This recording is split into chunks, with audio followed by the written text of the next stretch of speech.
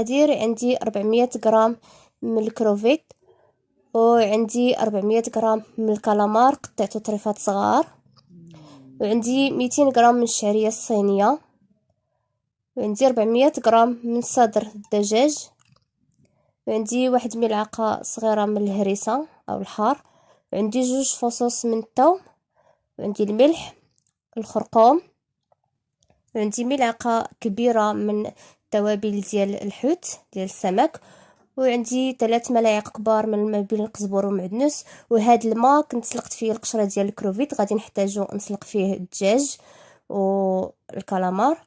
وعندي هنايا 2 اوراق من سيدنا موسى وقليل من الفلفل الاسود، وعندي الحامض مصير، عندي قليل من بودره الثوم، وكاس صغير ديال عصير حامض، وقليل من من الزيتون، والزيت الزيتون مخلطه ما بين زيت الزيتون والزيت النباتيه.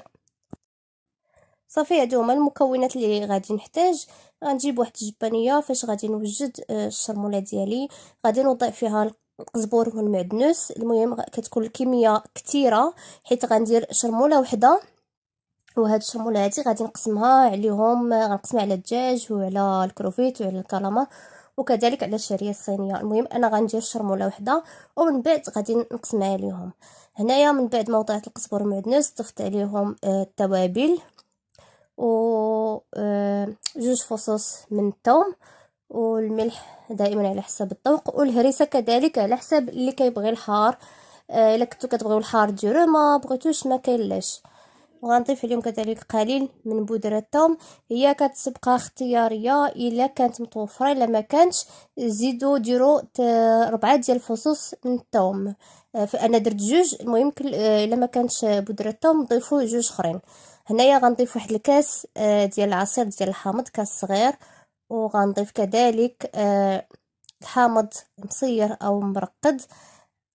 غنحيدو ليه دوك العظيمات دوك البذور وغادي نضيفوه غير داك اللب ديالو.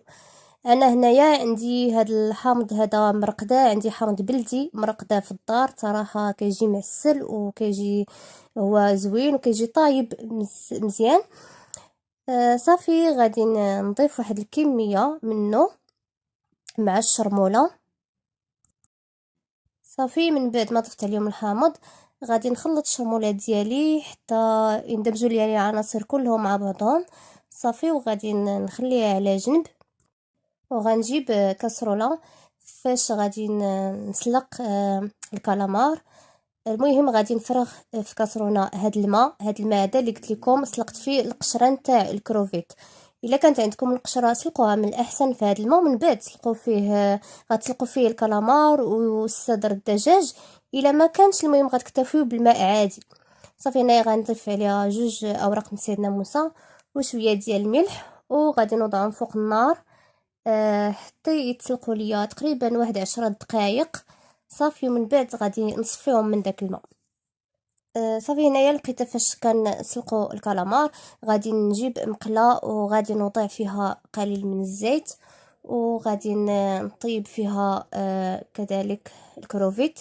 غادي نوضع فيها الكروفيت وغنضيف ليها وقياس من الشرموله باش غادي نطيبها.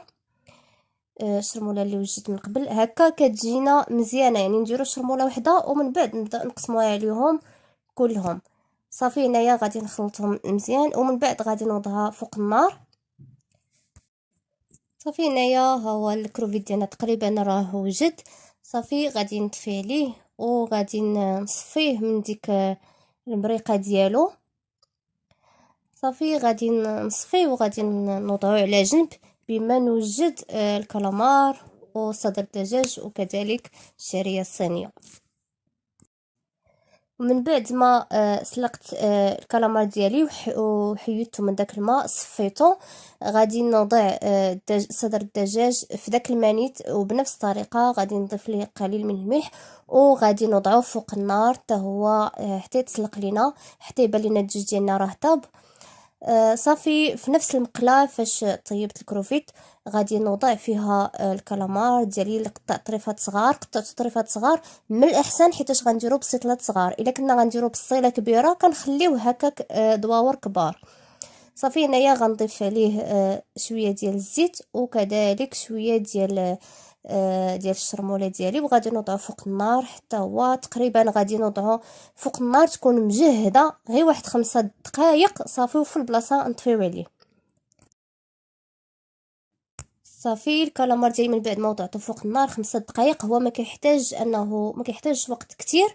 صافي غادي نطفي عليه، وبنفس الطريقه حتى هو راه صفيته من ديك المريقه وغادي نوضعه في طبيصيل وغادي نخليه على جنب بما نوجدو كذلك صدر الدجاج والشعريه الصينيه. وفي نفس المقله تاني نيت فاش طيبنا الكالامار غادي نعاود غادي نعاود نشرمل فيها الشعريه الصينيه، غادي نوضع عليها حتى هي شويه ديال الشرموله وشويه ديال الزيت وغادي نوضعها فوق النار غير شويه، المهم غير غادي نصوتيها شويه صافي وغادي نطفي عليها. وبالنسبه لصدر الدجاج كذلك من بعد ما سلقته في هذاك الماء صفيته وقطعته طريفات صغار.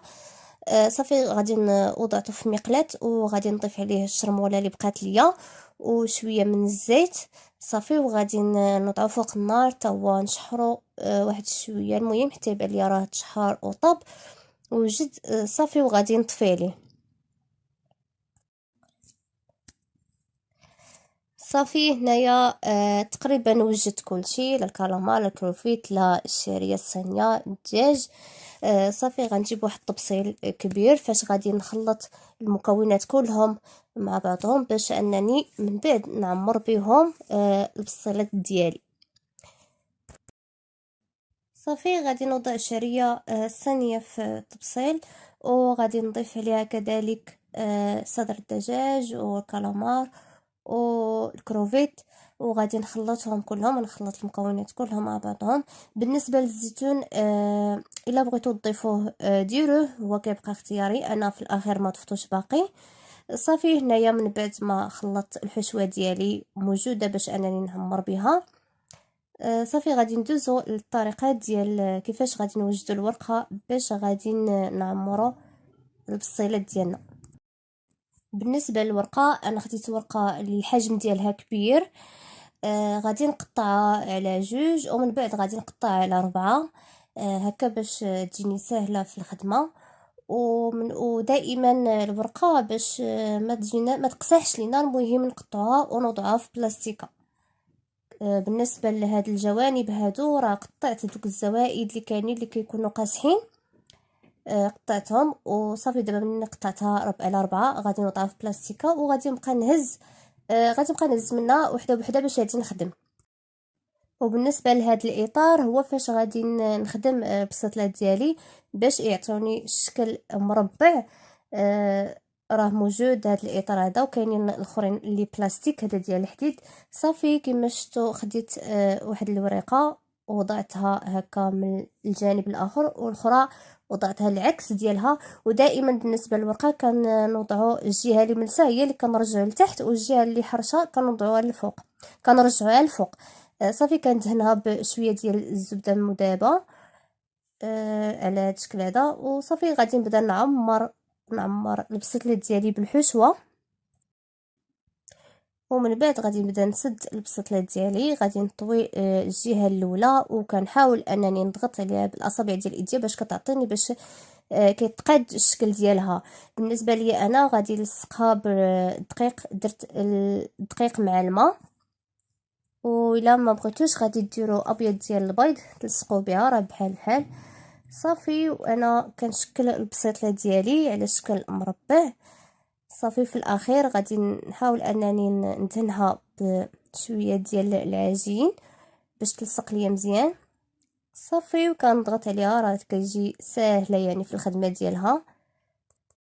وانتم كتشوفوا من بعد ما كملتها كيفاش تجي راه كيجي الشكل ديالها غزال.